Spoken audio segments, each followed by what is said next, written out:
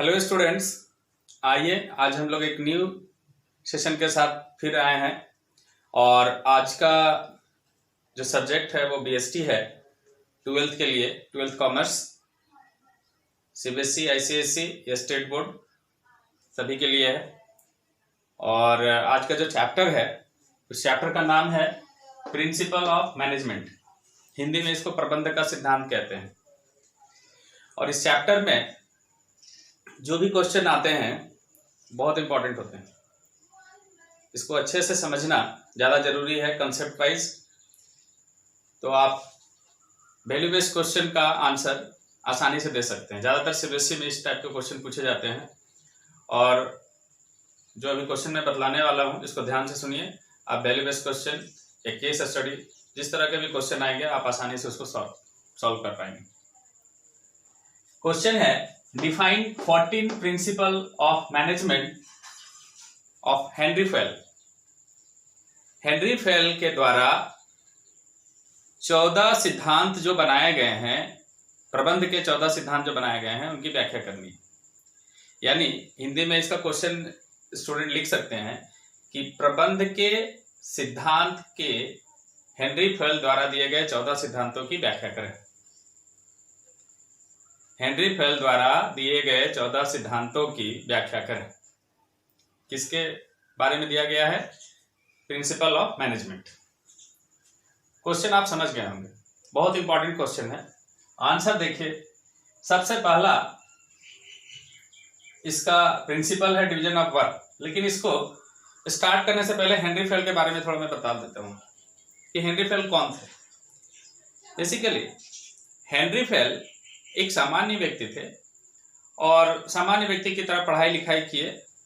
और उनका जन्म 1841 में फ्रांस में हुआ। और पढ़ाई करते गए और फिर 1860 में इन्होंने इंजीनियरिंग कंप्लीट किया, इंजीनियरिंग में ग्रेजुएशन किया। और इन्होंने फर्स्ट टाइम 1860 में ही एक कोल कंपनी को ज्वाइन किया एज ए इंजीनियर। और जिस कंपनी को इन्होंने ज्वाइन किया उसका इकोनॉमिक कंडीशंस अच्छा नहीं था, इसलिए उन्होंने वहां काम तो जारी रखा। बट ये जो क्वेश्चन है कहीं ना कहीं उससे रिलेटेड है। देखिएगा 1916 में जब इन्होंने उस कंपनी को ज्वाइन किया ग्रेजुएशन करने के बाद, तो कंपनी का इकोनॉमिक कंडीशन धीरे धीरे खराब होता गया। एक दिन ऐसा होता गया कि अब उसको बंद करने के कगार पे आ गए, बंद कर देना है कंपनी को। ऐसा प्रस्ताव आया कंपनी के सीईओ की तरफ से, कंपनी के बॉस की तरफ से। तो वहां इन्होंने एक इनिशिएटिव लिया, एक पहल किया कि अगर इस कंपनी को मेरे हिसाब से चलाया जाए या मुझे चलाने का मौका दिया जाए तो मैं फिर इसको जिस तरह पहले ही टॉप में था वैसे ला सकता हूँ, बल्कि उससे आगे बढ़ाने का हम प्रयास करेंगे। तो कंपनी के जो सीईओ थे वो सोचे कि चलो कंपनी को तो ऐसे भी बंद करना है। और एक इनका जो कहना है, बहुत पैशनेट आदमी थे हेनरी फेल। उनके बातों को ध्यान में रखते हुए उनका बात से कुछ इन्फ्लुएंस हुआ उनके दिमाग पे, और उन्होंने मौका हेनरी फेल को दिया एज ए मैनेजर के तौर पे कि आप मैनेजर बन जाइए कंपनी के और कंपनी को चलाइए। सोचा ऐसे भी कंपनी को बंद करना है, देख लेते हैं जरा क्या करते हैं। हेनरी फेल ने कंपनी को चलाना स्टार्ट किया एज ए मैनेजर। और धीरे धीरे कंपनी आगे ग्रो करने लगा। और एक दिन कंपनी अपने कंट्री में टॉप में पहुंच गया। लास्ट में इनको एमडी भी बना दिया गया कंपनी का। और फिर वहां से ये रिटायर भी हुए और कंपनी को एकदम टॉप में ले जाके खड़ा किया। उसके पीछे रीजन क्या था? उसके पीछे हेनरी फेल ने प्रिंसिपल ऑफ मैनेजमेंट का जिक्र किया कि हमने कंपनी में मैनेजमेंट का जो प्रिंसिपल था, इसका जो थ्योरी है उसको अप्लाई किया ओरिजिनल तरीके से, प्रैक्टिकल तरीके से। आप कह सकते हैं कि हेनरी फेल का जो सिद्धांत था, जो प्रिंसिपल था, वो प्रैक्टिकल तरीके से जस्टिफाई हो चुका है हेनरी फेल के द्वारा। 1916 में उन्होंने एक बुक लिखा जिसका नाम था जनरल एंड इंडस्ट्रियल मैनेजमेंट। और उस बुक में भी हेनरी फेल का 14 प्रिंसिपल के बारे में बतलाया गया है। उन्होंने लिखा कि मैंने किस प्रिंसिपल के आधार पे कंपनी को आगे ग्रोथ तक लेके गया, किस आधार पे लेके गया, आइए उसी के बारे में हम लोग डिस्कस करेंगे। 14 प्रिंसिपल क्या है, उसमें सबसे पहला प्रिंसिपल है डिवीजन ऑफ वर्क। आपका बुक में सारा क्रिटिकल दिया हुआ है, आप चाहें तो वहां से डिटेल से देख सकते हैं, लिख सकते हैं, लेकिन मैं सिर्फ इसका कंसेप्ट आपको समझाने का कोशिश करूंगा। सिर्फ पॉइंट याद रखिए, कंसेप्ट समझिए, आप बना के भी लिख सकते हैं। स्टेट बोर्ड में ज्यादातर बना के ही लिखा जाता है, अपने लैंग्वेज में आप क्वेश्चन का आंसर दे सकते हैं, और वैल्यू बेस्ड क्वेश्चन तो रहता ही है कि आपका क्या ओपिनियन है इसके बारे में, इसलिए कंसेप्ट समझना ज्यादा जरूरी है। पहला प्रिंसिपल था division of work. Division of work का मतलब क्या होता है, समझ रहे हैं? कार्य का विभाजन, हिंदी में बोलते हैं कार्य का विभाजन। और कार्य के विभाजन का जो एक प्रिंसिपल था हेनरी फेल का, इसके पीछे उनका मोटिव था कि उनके ऑर्गेनाइजेशन में अगर हेनरी फेल का प्रिंसिपल अप्लाई किया जा रहा है तो कार्य का विभाजन यानी डिवीजन ऑफ वर्क किसके आधार पे होगा? नॉलेज के आधार पे, एक्सपीरियंस के आधार पे, एबिलिटी के आधार पे, है ना, और उसका जो अपना एक सब्जेक्ट होता है किसी भी आदमी का, उसके आधार। जैसे मेरा सब्जेक्ट अकाउंट्स है तो मैं इस सब्जेक्ट में बेहतर करने का कोशिश करूंगा, लेकिन अगर मुझे साइंस पढ़ाने के लिए कहा जाए तो वहां फिर बेहतर करने की कोशिश करने के बावजूद भी शायद बेहतर नहीं हो पाएगा। डिवीजन ऑफ वर्क का अर्थ यही था कि काम का बंटवारा व्यक्ति के नॉलेज के अनुसार होना चाहिए, तब उस व्यक्ति को काम करने में भी मन लगेगा और अपना 100% पोटेंशियल को उसमें दिखला सकेगा। ठीक है, काम का बंटवारा आप समझ गए, डिवीजन ऑफ वर्क। नंबर 2 है authority and responsibility. Authority and responsibility का मतलब क्या होता है? अधिकार एवं उत्तरदायित्व का सिद्धांत, हिंदी में लिख लेना चाहिए, अधिकार एवं उत्तरदायित्व का सिद्धांत। नंबर 2, अब अधिकार और उत्तरदायित्व दोनों शब्द सुना हुआ है, अथॉरिटी और रिस्पॉन्सिबिलिटी दोनों वर्ड आपका सुना हुआ है। रिस्पॉन्सिबिलिटी का मतलब होता है उत्तरदायित्व। अगर किसी काम का उत्तरदायित्व आपको सौंपा जाता है कि आपको ये कार्य करना है, तो बिना अथॉरिटी का आप काम नहीं कर पाएंगे, क्योंकि हम लोग इससे पहले वाले चैप्टर में पढ़ चुके हैं कि management is a group activity. अकेले मैनेजमेंट का कार्य संभव नहीं है। तो मैनेजमेंट में आपके साथ बहुत सारे लोग जुड़े हुए रहेंगे और आपको किसी काम की जिम्मेवारी दी जाएगी तो आपका बात तभी लोग मानेंगे जब आपके पास अथॉरिटी होगा। इसलिए कहा गया कि अगर रिस्पॉन्सिबिलिटी आप किसी को देते हैं तो अथॉरिटी भी आपको देना होगा, यानी अधिकार भी देना होगा लिखित रूप से, तब वो व्यक्ति कार्य को बेहतर तरीके से कर पाएगा। अभी जैसे कोरोना का माहौल है, अब हर एक जिले की जिम्मेवारी डीसी के ऊपर होती है, तो डीसी की जिम्मेवारी तो दिया गया है, लेकिन उसको एक अथॉरिटी भी दिया गया है लिखित रूप से। वो जिला का मालिक होता है एक तरह से, और उनका जो डायरेक्शन होता है वो सबको फॉलो करना होता है। तो आप बात समझ रहे होंगे कि रिस्पॉन्सिबिलिटी और अथॉरिटी दोनों एक साथ चलते हैं, यानी अधिकार और दायित्व दोनों साथ साथ चलते हैं। समझ गए होंगे? आइए नंबर 3, मेथड्स ऑफ डिसिप्लिन, अनुशासन का सिद्धांत। नंबर 3, अनुशासन का सिद्धांत। अनुशासन का सिद्धांत का मतलब क्या होता है? बोलिए बच्चों, अनुशासन शुरू से आप सुनते आते हो, घर से, सड़क पे, स्कूल में, हर जगह अनुशासन फॉलो करना होता है। अनुशासन के अंतर्गत एक पॉलिसी का निर्माण किया जाता है बड़े बड़े ऑर्गेनाइजेशन में, और उसको सबको फॉलो करना रहता है, चाहे वो टॉप लेवल के अधिकारी हो, मिडिल लेवल के हो, लोअर लेवल के हो, या ग्राउंड लेवल में जो मजदूर काम करने वाले हो, सबको अनुशासन मानना पड़ता है। तो कोई भी काम सिस्टमैटिक वे से होता है। आप सड़क पर चलिए, अगर अनुशासन में सड़क पर नहीं चला जाए तो ट्रैफिक जाम हो जाता है, कई बार आपने देखा होगा। इसलिए अनुशासन बहुत जरूरी है। आप स्कूल में अनुशासन फॉलो करते हैं, आप सड़क पर चलते हुए अनुशासन फॉलो करते हैं कि आपको लेफ्ट साइड से चलना है, सामने वाला अपना लेफ्ट साइड से जाएगा। तो इस तरह से हमारा काम सही तरीके से हो पाता है। डिसिप्लिन के बारे में विशेष कहने की जरूरत नहीं है, आप जानते हो डिसिप्लिन के बारे में। अनुशासन का सिद्धांत नंबर 3 हो गया। आइए नंबर 4, यूनिटी ऑफ कमांड, आदेश की एकात्मकता का सिद्धांत। आप लिख लीजिए नंबर 4, आदेश की एकात्मकता का सिद्धांत, यूनिटी ऑफ कमांड। इसका मतलब होता है कि अगर कोई ऑर्गेनाइजेशन चलाया जा रहा है और वहां ग्राउंड लेवल पे बहुत सारे एम्प्लॉय अगर काम कर रहे हैं, तो उसको कमांड करने वाले एक ही व्यक्ति अगर रहेंगे तो ज्यादा ठीक रहेगा। अगर आप 4 लोगों को कमांड दे देंगे काम कराने के लिए, एक ही काम को 4 लोगों को सौंप देंगे, तो एक व्यक्ति में एम्प्लॉय को उधर लेके जाएगा, दूसरा उधर ऑर्डर दे देगा, तीसरा उधर ऑर्डर दे देगा। तो इसमें एम्प्लॉय भ्रम में आ जाएंगे, किसका बात माना जाए, किसका नहीं माना जाए। बात समझ रहे हैं? यूनिटी ऑफ कमांड का मतलब है कि अगर आप ऑपरेट कर रहे हैं एम्प्लॉय को, तो एक व्यक्ति के द्वारा ऑपरेट किए जाने से कार्य सही होता है। और अगर कुछ एम्प्लॉय को 2-3-4 लोग मिलकर ऑपरेट करेंगे एक ही काम में, तो वहां कंफ्यूजन क्रिएट हो जाएगा। तो आप बात समझ गए। यूनिटी ऑफ कमांड का मतलब है कि आदेश की एकात्मकता, एक व्यक्ति का आदेश सबको मानना है। ठीक है, आइए उसके बाद क्या है, unity of direction. Unity of direction, निर्देश की एकता। यूनिटी ऑफ डायरेक्शन मतलब सभी व्यक्तियों का ऑब्जेक्टिव एक होना चाहिए। अब कोई फॉर्म है या ऑर्गेनाइजेशन है, हम लोग इससे पहले वाले चैप्टर में क्या पढ़े हैं, levels of management, top level, middle level और फिर लोअर लेवल, सुपरवाइजरी लेवल भी जिसको हम लोग कहते हैं।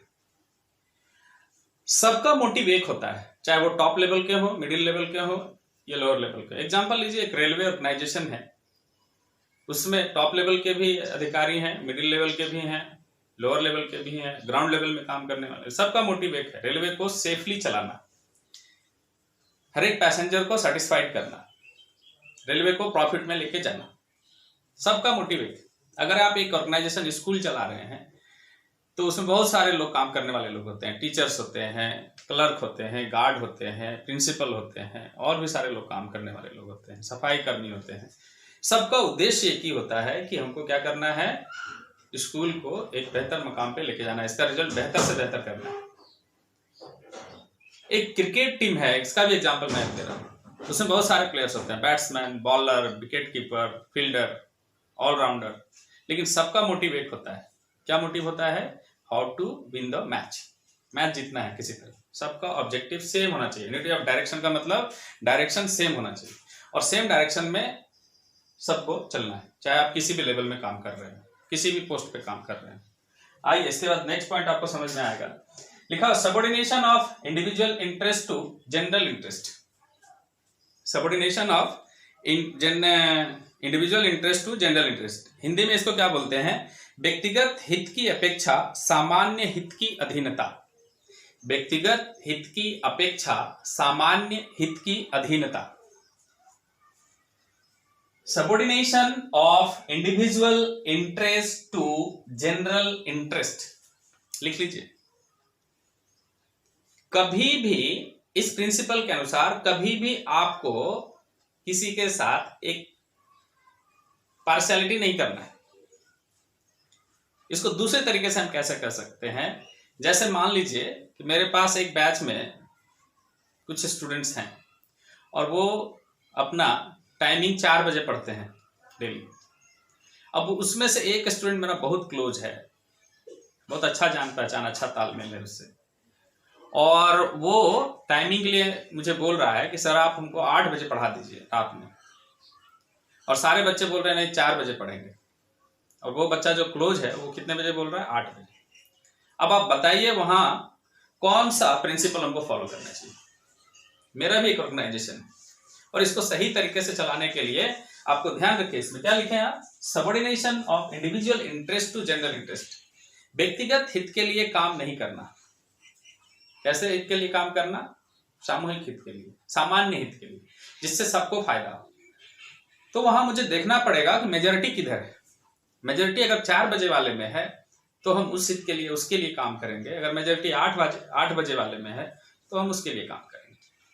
बात समझ में आ गई होगी आपको। अपने ऑर्गेनाइजेशन में ही नहीं देखना है कि कौन मेरा क्लोज है, कौन मेरा दूर है ना, कौन मेरा अपना है, कौन पराया, इसको नहीं देखना है। देखना है मेजॉरिटी किधर है, किस में ज्यादा लोगों को फायदा हो रहा है, वो बात को ध्यान में रखते हुए आपको डिसीजन लेना है। बात समझ में? इसीलिए ये पॉइंट क्लियर हो रहा है, subordination of individual interest to general interest. हमेशा व्यक्तिगत हित को ध्यान से हटाते हुए सार्वजनिक हित, सामान्य हित के लिए काम करना है। किसी एक व्यक्ति के लिए आपको काम नहीं करना है। नेक्स्ट पॉइंट आइए, remuneration of personal. Remuneration of personal, personal का मतलब यहां होता है श्रमिक। आपका फर्म या ऑर्गेनाइजेशन किस पे खड़ा होता है, एम्प्लॉय पे। और एम्प्लॉय को इतना सारा सिद्धांत हम लोग जो अभी पढ़ रहे हैं या प्रिंसिपल ऑफ मैनेजमेंट पढ़ रहे हैं, ऑर्गेनाइजेशन को आगे बढ़ाने के लिए कर रहे हैं। तो ऑर्गेनाइजेशन को आगे बढ़ाने के चक्कर में कहीं अपना एम्प्लॉय को ना भूल जाए। इसीलिए इस प्रिंसिपल को लाया गया है इसमें। रिम्यूनरेशन ऑफ पर्सनल, श्रमिकों को पारिश्रमिक, मतलब जो जिस लेवल का एम्प्लॉय है आपके ऑर्गेनाइजेशन में, उसको उसके हिसाब से सैलरी, इंसेंटिव जो भी आप देते हो, वेजेस देते हो, कमीशन देते हो, उसको सही समय पर दिया जाना चाहिए। तब वो एम्प्लॉय आपके यहाँ मन लगा के काम करेगा और अपना 100% देगा। और अगर सही टाइम पे उसको आप नहीं देंगे, सैलरी वेजेस नहीं देंगे, जो भी जिस लायक है, तो उसका ध्यान दूसरी कंपनी या दूसरे ऑप्शन की तरफ रहेगा और आपके यहाँ मन लगा के काम नहीं करेगा। कभी भी आपको कंपनी को छोड़ के जा सकता है।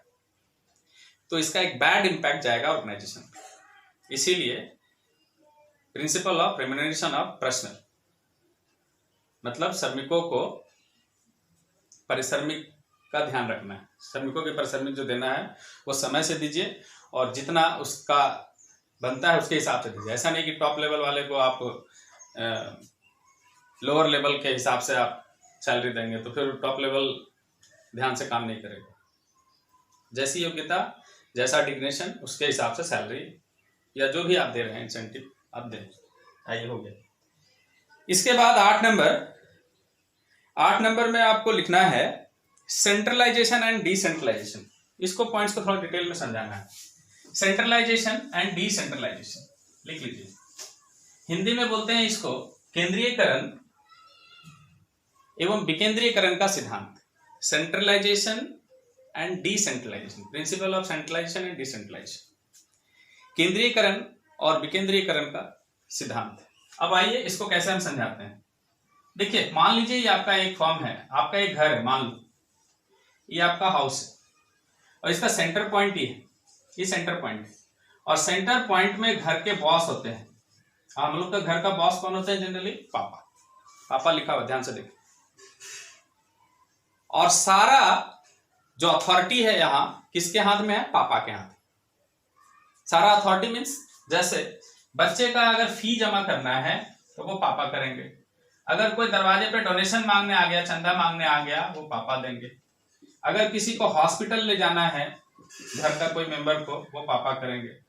अगर शॉपिंग करना है वो भी पापा ही करेंगे। अगर कोई घर में गेस्ट आ गया तो उसको डील पापा ही करेंगे। आप देख रहे हैं, सारा अथॉरिटी एक ही आदमी के पास है, सब कुछ यही करेंगे। और घर में जितने सदस्य हैं वो कोई काम नहीं कर रहे, किसी प्रकार का अधिकार उनको नहीं दिया गया है। तो सबका दिमाग में ऐसा रहता है कि जो बॉस होता है, जो सुपीरियर है ऑर्गेनाइजेशन में, वो अच्छा काम करता है। तो देखिए इसमें कॉन्ट्रडिक्शन क्या है, कहीं सेंट्रलाइजेशन अपनाना है, कहीं डिसेंट्रलाइजेशन अपनाना है। यहाँ पर पापा को सेंटर पॉइंट में रखना है, ये सेंट्रलाइजेशन का पॉलिसी है कि सब काम एक ही आदमी करेगा। इसको बोलते हैं सेंट्रलाइजेशन की पॉलिसी। अब सेंट्रलाइजेशन की पॉलिसी में पॉजिटिव इंपैक्ट भी है, निगेटिव इंपैक्ट। पॉजिटिव क्या है कि काम अच्छा होगा, सबको जानते हैं, पापा को भी लग रहा है कि हम और घर के जो सदस्य हैं उनसे बेहतर काम करेंगे। लेकिन इसका निगेटिव इंपैक्ट क्या जाता है सेंट्रलाइजेशन का? सेंट्रलाइजेशन का निगेटिव इंपैक्ट जाता है कि जितने भी और घर के सदस्य हैं या ऑर्गेनाइजेशन में और जितने भी एम्प्लॉय हैं, उनको लगता है कि मैं बॉस के बिना, या घर में लगता है कि मैं पापा के बिना ये सब काम नहीं कर सकता। तो उसके जो मोरल है वो डाउन हो जाता है, मनोबल बढ़ेगा नहीं, कॉन्फिडेंस लेवल बढ़ेगा नहीं आपके साथ काम करने वाले लोगों का। आप देख लीजिए दोनों इंपैक्ट है ना सेंट्रलाइजेशन में। पॉजिटिव इंपैक्ट क्या है कि काम बेहतर होगा, निगेटिव इंपैक्ट क्या है कि आपके साथ काम करने वाले लोगों का मोरल डाउन होगा।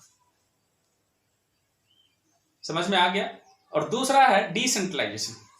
डिसेंट्रलाइजेशन का मतलब इसी पॉइंट से आपको मैं समझा दूंगा। डिसेंट्रलाइजेशन का मतलब है काम को बांटना। Centralisation means centralise the authority, और डिसेंट्रलाइजेशन का मतलब होता है डेलीगेट द अथॉरिटी, मतलब काम को बांट देना। अब पापा क्या करेंगे, घर के सदस्यों को अगर काम बांट देंगे तो पापा का बर्डन क्या होगा? घट जाएगा, कम हो जाएगा।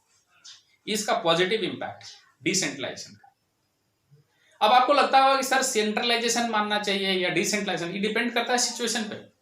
इससे पहले वाले चैप्टर में आप पढ़े होंगे कि डायनेमिक नेचर का होता है मैनेजमेंट। कैसा नेचर का होता है? Dynamic nature. डायनेमिक का मतलब चेंज होता है, सिचुएशन के अनुसार, टाइम के अनुसार चेंज होते रहता है उसका थ्योरी। एक एग्जांपल दे रहे हैं आपको कि अगर आपका चाय में मक्खी गिर गया, आप क्या फेंकेंगे? बोलिए, मक्खी फेंकेंगे या चाय को फेंक देंगे? ज्यादातर लोग बोलेंगे चाय को फेंक दिया जाएगा। एक टाइम में आपने चाय को फेंका, साथ में मक्खी भी गया। लेकिन दूसरे टाइम में 5 किलो का एक घी का डब्बा है, उसमें एक मक्खी गिर गया। बोलिए अब क्या फेंकेंगे आप? पहले तो आप चाय फेंक दिए थे, अब घी फेंकेंगे? ज्यादातर क्या करेंगे कि मक्खी को निकाल के फेंक देंगे। देखिए थ्योरी चेंज हुआ कि नहीं? एक ही टाइम में सोचने का तरीका बदल गया। आपने एक बार चाय को फेंका, दूसरी बार आपने मक्खी को सिर्फ फेंका, घी को नहीं फेंका। डिपेंड करता है सिचुएशन कैसा है।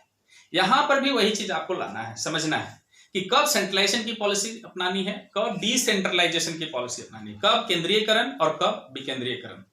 अगर कोई स्पेशल वर्क है तो वहां पे आप सेंट्रलाइजेशन ही रखिए, स्पेसिफिक वर्क। अगर बहुत बड़ा डिसीजन लेना है घर का कोई, तो वहां पापा ही बेस्ट लेंगे। अगर बहुत बड़ा डीलिंग करना है अगर व्यापार का, तो वहां बॉस ही सही करेंगे। लेकिन सामान्य काम में क्या करना चाहिए पापा को? सामान्य काम में जैसे घर बाजार से सब्जी लाना है, तो पापा को घर के सदस्यों को भी उत्तरदायित्व तो सौंपना चाहिए। ये क्या हो रहा है? डिसेंट्रलाइजेशन की पॉलिसी। तो डिपेंड करता है कि काम कैसा है। बात समझ में आ रहा है? सेंट्रलाइजेशन मतलब सारा अधिकार एक व्यक्ति के पास, डिसेंट्रलाइजेशन का मतलब होता है कि आप अपने अधिकार को बांटें अपने सबऑर्डिनेट्स में। बात समझ में आ रहा है? तो डिपेंड करता है कौन सी पॉलिसी कब अपनाई जाएगी। आइए नेक्स्ट पॉइंट, ये 8 नंबर पॉइंट हो गया था। इसके बाद है स्केलर चेन, सोपान श्रृंखला इसको कहते हैं। अब स्केलर चेन जो है, स्केलर चेन आपको कैसे समझना है? सोपान श्रृंखला आप लिख ले सकते हैं इसको कि किसी भी कंपनी या फर्म में अगर एक लेवल होता है मैनेजमेंट का, top level, middle level, lower level, ground level. अब ग्राउंड लेवल का कोई इंफॉर्मेशन टॉप तक पहुंचाना है, तो बताइए कि ग्राउंड लेवल का जो मजदूर है या जो एम्प्लॉय है वो डायरेक्टली टॉप लेवल में अपना इंफॉर्मेशन दे सकता है? बोलिए सर उसका स्टेप बना हुआ है, वो लोअर लेवल को देगा, लोअर लेवल से फिर मिडिल में जाएगा, मिडिल से फिर टॉप में जाएगा, है ना? तो इस तरह का सिद्धांत आपको बना के रखना चाहिए, है ना? इससे काम करने में सुविधा होगा और इंफॉर्मेशन सही तरीके से सही समय पर सही जगह पहुंच जाएगा और टॉप अथॉरिटी को इसमें ज्यादा परेशानी नहीं होगी। एक सामान्य तौर पे अगर आपका मोहल्ले में नाली गंदा है तो आप सीधे गवर्नमेंट को, सेंट्रल गवर्नमेंट को कंप्लेन करना उचित नहीं है। आप अपना जो लोकल अथॉरिटी है, मुखिया है या वार्ड कमिश्नर है, आप उनको कंप्लेन कीजिए, फिर वहां से ऊपर, फिर वहां से ऊपर। इसको स्केलर चेन कहते हैं और ऑर्गेनाइजेशन में इस तरह का स्केलर चेन होना आवश्यक है। लेकिन इसी में एक पॉइंट्स है, गैंग प्लैंक इसको हम लोग कहते हैं, कि किसी भी ऑर्गेनाइजेशन में इस तरह से मान लीजिए कि यहां पर 1 2 3 इस तरह से ऐसे जा रहा है, ए बी, या नीचे से आप ऐसे कर सकते हैं ए बी सी, टॉप में चला जाएगा इंफॉर्मेशन, नीचे से कहां चला जाएगा? ऊपर। कई बार क्या होता है कि एक ही ऑर्गेनाइजेशन में 2 तरह के लेवल होते हैं, एक मान ली मार्केटिंग का अलग है और प्रोडक्शन का अलग है, लेकिन दोनों में लोअर फिर मिडिल फिर टॉप दोनों में है।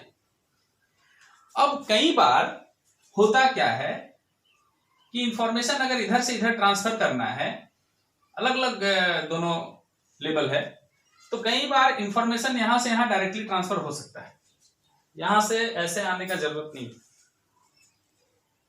इसको ज्यादा और क्लियर करेंगे आपको हम थियोरेटिकल जब पढ़ाएंगे क्लास में। अभी आप दिमाग में रखिए कि जहां स्केलर चेन का मतलब है कि कोई भी इंफॉर्मेशन का जो फ्लो होगा वो स्टेप बाय स्टेप होगा। बात समझ रहे हैं? आइए नेक्स्ट पॉइंट, इसको गैंग प्लैंक कहते हैं, याद रखिएगा।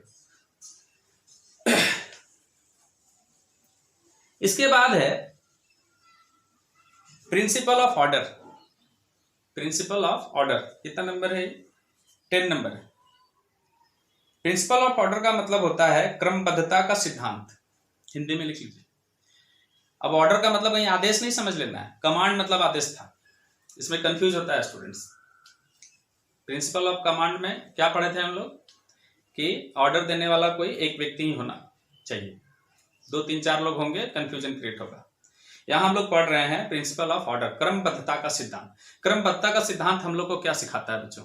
क्रमबद्धता का सिद्धांत सिखलाता है, प्रिंसिपल ऑफ ऑर्डर का सिद्धांत हम लोग को बतलाता है कि कोई भी वस्तु या कोई भी लेवल का जो एम्प्लॉय है आपके यहाँ, उसको आप सिस्टमैटिक वे में रखें। जैसे मान लीजिए आपके कंपनी में एक टाइपराइटर है। अब टाइपराइटर का एक स्थान निश्चित कर दीजिए, आप जगह, ऑफिस सर्टेन कर दीजिए कि आपको इसी ऑफिस में बैठना है ऑलवेज, और यही टाइपराइटर करना है। इससे फायदा क्या होगा कि जब भी कभी बॉस को टाइपराइटर का जरूरत पड़ेगा या किसी भी व्यक्ति को पड़ेगा तो वो सीधा उसी ऑफिस में आएगा। क्यों? क्योंकि उसका एक जगह फिक्स है, टाइपराइटर वहीं बैठता है। और बहुत बड़ा ऑर्गेनाइजेशन है, और अगर जगह फिक्स नहीं करेंगे तो टाइपराइटर कभी यहाँ बैठ के टाइप कर रहा है, कभी वहां, कभी वहां, कभी वहां, तो आप उसको ढूंढ नहीं पाएंगे और उसमें समय ज्यादा लगेगा और काम अच्छा नहीं होगा। प्रिंसिपल ऑफ ऑर्डर का मतलब जो भी इक्विपमेंट है आपके ऑर्गेनाइजेशन में, या सामान है या मटेरियल है, उसको आप निश्चित स्थान पर रखें। इससे क्या होगा? काम जल्दी होगा, उससे समय बचेगा और प्रोडक्शन ज्यादा होगा और कंफ्यूजन क्रिएट कम होगा। समझ गए? प्रिंसिपल ऑफ ऑर्डर का मतलब सिस्टमैटिक वे से सब कुछ अरेंज करके रखना, और उसमें प्रॉब्लम कम से कम होता है। बात समझ में आ रहा है? अब इसमें वैल्यू बेस्ड क्वेश्चन क्रिएट हो सकता है कि कहीं पे अगर एक मैनेजर का अलग से ऑफिस फिक्स किया गया है, जनरल मैनेजर का अलग है, क्लर्क का स्थान अलग है, कैशियर इस जगह में रहता है, गार्ड यहाँ पे रहता है, बताइए यहाँ कौन सा प्रिंसिपल का अप्लाई किया गया है? तो आप बोलिए प्रिंसिपल ऑफ ऑर्डर, क्योंकि सबके लिए एक निश्चित स्थान रखा गया है। उसी तरह गोडाउन में कहाँ कौन सा रॉ मटेरियल रहेगा, कहाँ कौन सा इक्विपमेंट रखा हुआ रहेगा, तो प्रिंसिपल ऑफ ऑर्डर। बात समझ में आ रहा है? वैल्यू बेस इसी तरह से आप सॉल्व कर सकते हैं, आगे बतलाएंगे हम आपको। आइए नेक्स्ट, इक्विटी, समता का सिद्धांत। इक्विटी लिख लीजिए, समता का सिद्धांत। यानी समता का मतलब क्या होता है? इक्विटी का मतलब जस्टिस, न्याय। न्याय का सिद्धांत। आपको पार्शियलिटी नहीं करना है। कंपनी में, फर्म में बहुत सारे प्रॉब्लम्स आएंगे, कुछ डिस्प्यूट भी होंगे, कई बार ओपिनियन में कॉन्ट्रडिक्शन भी दिखेगा, विचार मतभेद भी होगा। तो वहां पे आपको प्रिंसिपल ऑफ इक्विटी को फॉलो करना है, यानी न्याय का सिद्धांत अपनाना है। आपको वहां बारीकी से परखना है क्या सही है, क्या गलत है, और उसको ध्यान में रखते हुए आपको जस्टिस देना है, न्याय करना है। किसी के साथ गलत नहीं होना चाहिए, इस बात का ध्यान रखना है आपको। प्रिंसिपल ऑफ इक्विटी, ठीक है। उसके बाद है 12th number, stability of tenure of personal. Stability of tenure of personal, कर्मचारियों के कार्यकाल में स्थायित्व। लिख लीजिए, कर्मचारियों के कार्यकाल में स्थायित्व। Stability of tenure of personal मतलब आपको अपने एम्प्लॉय के साथ ऐसा एक इन्वायरमेंट बना के रखना है अपने ऑर्गेनाइजेशन में कि वो एम्प्लॉय आपके साथ लॉन्ग टर्म तक टिका रहे आपके फर्म में। मतलब समझिए, एक बार अपॉइंट हुआ तो रिटायर ही जा होके निकलेगा। आप बार बार अगर एम्प्लॉय को चेंज करते रहते हैं तो इसका एक निगेटिव इम्पैक्ट ऑर्गेनाइजेशन पे जाता है, सोसाइटी में जाता है। अरे भाई, इसके यहाँ कोई भी एम्प्लॉय लॉन्ग टर्म तक नहीं टिक पाता है। और अगर आपका एम्प्लॉय कोई नया आया और काम सीख के निकल जाएगा तो आप बताइए, फिर नए लोग आएंगे, फिर नए सिरे से आप उसको काम को सिखाएंगे, एक्सपीरियंस देना पड़ेगा। कितने भी एक्सपीरियंस लोग आएंगे, नए जगह में जाने के बाद उनको कुछ ना कुछ ट्रेनिंग देना पड़ता है। और आपका एक सीखा हुआ एम्प्लॉय अगर फर्म छोड़ के जा रहा है तो आप समझ जाइए इसका कैसा इम्पैक्ट होगा ऑर्गेनाइजेशन के ऊपर। कुल मिला के आपको ध्यान रखना है हर एक चीज पे। आप सही समय पर उसको सैलरी दीजिए, उसके साथ अच्छा व्यवहार कीजिए, उसको सही समय पर प्रमोशन दिया जाए, है ना। जो भी सुविधाएं का आपके यहाँ फैसिलिटी दिया जा रहा है एम्प्लॉय को, उसको ध्यान में रखा जाए, एम्प्लॉय के बारे में सोचा जाए, तो वो एम्प्लॉय आपके साथ लॉन्ग टर्म तक टिका रहेगा। आप एक एग्जाम्पल सुने होंगे, गुजरात के एक हीरा व्यापारी, वो अपने एम्प्लॉय को दिवाली के टाइम में लास्ट ईयर एक एक फ्लैट और एक एक कार गिफ्ट की। अब सोचिए कि क्या जगह बनाया होगा। वो एमडी जो है, वो सीईओ है, जो बॉस है, वो अपने एम्प्लॉय के यहाँ कौन सा स्थान बनाया होगा? इस बात को आपको ध्यान में रखना है। Wait a minute.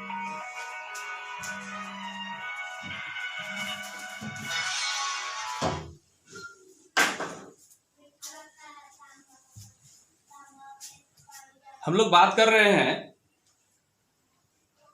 Stability of tenure of person. Employ के साथ कैसा व्यवहार करना है कि वो आपके साथ लॉन्ग टर्म तक आपके साथ जुड़ा हुआ रहे, इसको ध्यान में रखना है। ठीक है, आइए इसके बाद है प्रिंसिपल ऑफ इनिशिएटिव, पहल करने की क्षमता। प्रिंसिपल ऑफ इनिशिएटिव का मतलब क्या होता है? प्रिंसिपल ऑफ इनिशिएटिव का मतलब है कि आपके कर्मचारियों के अंदर पहल करने की क्षमता जागृत होनी चाहिए। इनिशिएटिव स्टेप लेने का कैपेबिलिटी आना चाहिए। वो कैसे आएगा? आप अपने एम्प्लॉय को कुछ रिस्क लेने का एक अपॉर्चुनिटी प्रोवाइड कीजिए। जैसे जो एम्प्लॉय आज तक किसी तरह का केस को डील नहीं किया है, किसी तरह का काम को डील नहीं किया है, उसको आप डील करने के लिए मोटिवेट करें, प्रेरित करें काम करने के लिए। नया नया जब तक आप रिस्क नहीं लेंगे तब तक आप काम नहीं सीख पाएंगे, है ना। आप हमेशा ट्राई कीजिए कि हम अपने एम्प्लॉय को नई नई चीजों के बारे में बतलाते रहेंगे, नए नए चीज सीखने के लिए प्रेरित करेंगे। इससे क्या होगा? उसका वर्किंग एफिशिएंसी बढ़ेगा और उसका फायदा सीधा ऑर्गेनाइजेशन को मिलेगा। और पहल करने की क्षमता, इनिशिएटिव स्टेप लेने की क्षमता बढ़ाने में मैनेजमेंट का सबसे बड़ा रोल होता है, क्योंकि आपको उसके लिए मोटिवेट करना पड़ता है। अगर आप उसको डरा देंगे आपसे काम नहीं होगा तो वो पहले ही होपलेस हो जाएगा। इसीलिए आपको उसका कॉन्फिडेंस को बिल्डअप करना चाहिए। बात समझ में आ रहा है? आप कोई काम के लिए अगर बोले अपने ऑर्गेनाइजेशन में कि ये काम करने के लिए कौन तैयार होगा बताइए, तो उसको करने के लिए बहुत सारे लोग आ जाएं आगे। ऐसा नहीं कि सब लोग डरे कि नहीं हमसे नहीं होगा। इस तरह का एक माहौल आपको तैयार करना है। प्रिंसिपल ऑफ इनिशिएटिव का मतलब यही होता है, पहल करने की क्षमता। कोई भी काम करने के लिए सबसे पहले आगे आके खड़ा होना, और वैसा एनवायरनमेंट आपको तैयार करना पड़ेगा। समझ गए? फिर है इसके बाद एक लास्ट टॉपिक है आपका spirit the corps. Spirit the corps का मतलब क्या होता है? स्पिरिट द कॉर्प्स का मतलब है, हिंदी में इसको बोलेंगे सहयोग की भावना। सहयोग की भावना का अर्थ क्या है? स्पिरिट द कॉर्प्स का मतलब क्या है? एक टीम स्पिरिट, इसका मतलब होता है टीम स्पिरिट। टीम में काम करने की भावना जागृत करना, है ना। और वहां काम करने का भावना कैसे जागृत होगा? एक एग्जांपल मैं दे रहा हूं आपको। हमेशा जब भी कोई काम अगर करे, फर्म को कोई भी अचीवमेंट मिले, तो वहां पूरा क्रेडिट फर्म अकेले ना ले। मतलब यहां आपको ध्यान रखना है, आई और वी का मतलब क्या होता है? आई का मतलब होता है मैं, और वी का मतलब होता है हम। मतलब आई को रिप्लेस करके वहां क्या लाना है? वी। याद रखिए, एक टीम स्पिरिट। मान लीजिए एक एग्जांपल दे रहा हूं मैं आपको कि अगर आपका क्रिकेट टीम जीत जाए तो उसका बॉस उस समय कौन होता है? कैप्टन। तो कैप्टन अकेले क्रेडिट नहीं लेके मैं मैच जिता दिया, उसको क्या बोलना चाहिए कि पूरा टीम का एफर्ट के माध्यम से ही मैच जीता गया। उनके साथ जो भी लोग टीम में जुड़े हुए हैं वो सबको क्रेडिट देना चाहिए। इससे सबका मोरल बढ़ेगा और काम करने में लोग ज्यादा अपना कंट्रीब्यूशन दे पाएंगे और सबको अच्छा लगेगा इस तरह से। स्पिरिट द कॉर्प्स मतलब सहयोग की भावना। इसका मतलब आप ये भी कह सकते हैं कि अपने ऑर्गेनाइजेशन में इस तरह का माहौल बनाएं कि हर एक एम्प्लॉय, चाहे वो टॉप लेवल का, मिडिल लेवल का या लोअर लेवल का, सब तो एक दूसरे से जुड़े हुए होते हैं।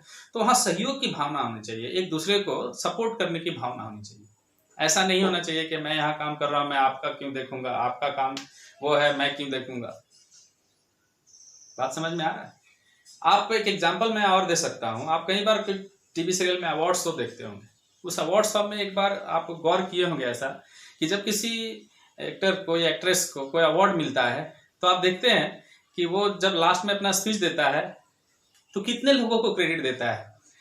उनके टीम से जुड़े हुए डायरेक्टर, प्रोड्यूसर, कोरियोग्राफर और ना जाने कौन कौन सारे लोग, यहाँ तक कि उनके मम्मी पापा, उनके फ्रेंड्स, सबको क्रेडिट देता है।